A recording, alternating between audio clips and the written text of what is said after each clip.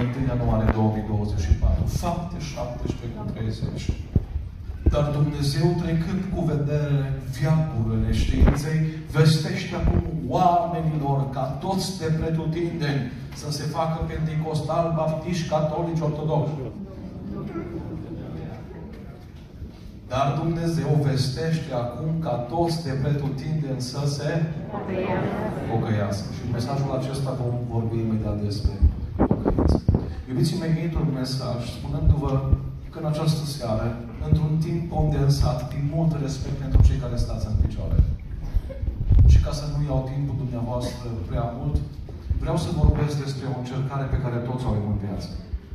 Aici în față am văzut pe un domn care este în cărucior. Am văzut în altă parte oameni încercați prin cancer. Din cele 200 de tipuri de cancer, 66% ai șanse și eu și tu să facem și noi un tip de cancer. Am văzut oameni încercați printr-un copil care trântește ușa la mamă. Am văzut oameni încercați printr-un partener care le-a întors spatele și a ales pe altcineva. Am văzut multe încercări pentru aceasta și în fiecare zi primesc zeci de mesaje. Domnul pastor, rugați-vă pentru mine.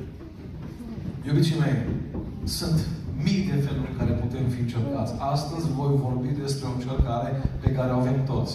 Și anume, încercat prin binecuvântare.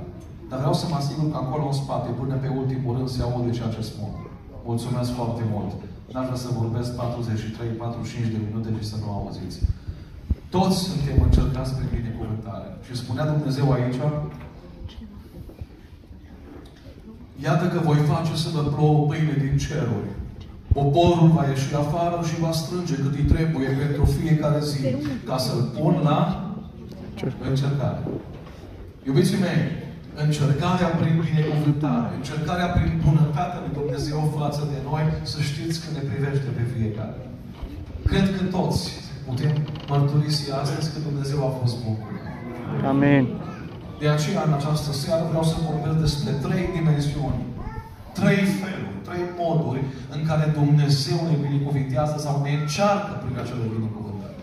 În primul rând, atunci când Dumnezeu ne încearcă prin binecuvântare, Dumnezeu ne încearcă prin recunoașterea sursei binecuvântării. Adică Dumnezeu îți dă în fiecare zi, te binecuvintează, îți face anumite favoruri, anumite haruri.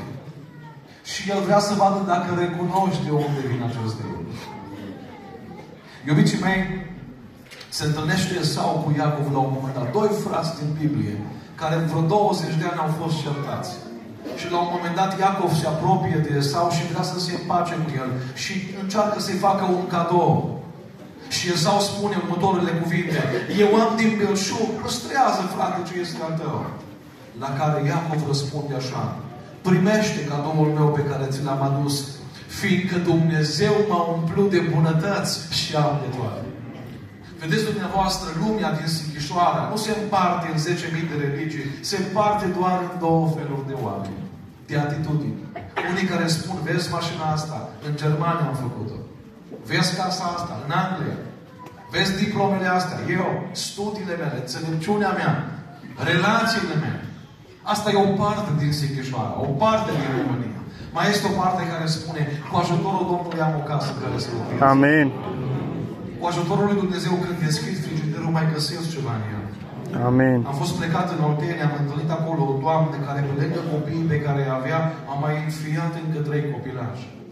Nu avea frigider și cineva înaintea mea i-a trimis un frigider cu 3 săptămâni înainte, umplut de sus până jos, cu de toate. Și m-a rugat Cristi, când ajunge în zona aia, du-te și pe la doamna respectivă și vezi cum îi se bucură de frigiderul acela. Și când am ajuns, l-am găsit scos din priză. Și am zis, Doamnă, ce pasă a cheltuit să vă dea frigider nou și dumneavoastră îl ții scos din priză? Și ea s-a uitat la mine și a zis, domnul pastor, l-aș ține în priză, n-am ce să pun în el. Eu trăiesc pe caiet, eu trăiesc în fiecare zi de pe o zi pe alta. Iubiții mei, ne-a făcut Dumnezeu mult bine. Ne-au pus ceva în frigider, ne-au pus ceva pe masă. Ne-au dat sănătate. 115.000 de bătăi avem de la inimă în fiecare zi, 24 de ore. 22.000 de respirații avem cadou de la Dumnezeu în 24 de ore și 500 de funcții face ficatul nostru în 24 de ore. N-ați vrea să-i spunem mulțumesc în această seară? Amin. Și să nu ne uităm de sus unul la altul, că nu așa face Dumnezeu. Și s-a oprit inima ta, și s-a oprit inima mea. Gloria Lui. I-am spus cuiva care era foarte tupeis, iertați-mi expresia, nu știu de bine să folosesc. Era foarte miștocar, foarte mândru cu alții. I-am zis să nu uiți că Dumnezeu atunci când îți oprește inima, nici o priză din lumea asta nu te mai ajută. Iar dacă poți să-ți bagi inima în priză, să bată și după ce Dumnezeu ți-o oprește, ai tot dreptul să te uiți de sus la noi, ăștia mici. Dar bătăile inimii noastre sunt în mâna Lui. Amin. Mă veți întreba, Domnule, dar de ce trebuie să recunosc în seara aceasta că tot ce am de la Dumnezeu? De ce? Pentru că vine zi când Cel care ți-a dat are dreptul să-ți ia. Amin. Dacă domnul pastor îmi împrumută mașina dânsului pentru 3 luni de zile și după o lună se răzgândește și intră la mine în curte și bagă cheia în mașină și pleacă cu mașina, pot eu să-i spun ceva? Dar nu-i mașina mea, iubiții mei. Bătăile inimii mele nu sunt ale mele, sunt un cadou din partea lui. Copiii pe care i-am sunt un cadou de la El. Psalmistul spune că copiii sunt o moștenire de la Dumnezeu. Tot ce am de la El. Dar ascultați-mă, am pentru o perioadă, pentru o vreme. Într-o zi merge diavolul la Dumnezeu și spune, Dumnezeule, Dumnezeu s-a lăudat cu Iov. Dumnezeule, lasă-mă să iau la Iov tot ce ai dat. Dumnezeu i-a dat voie să diavolului să ia la Iov tot.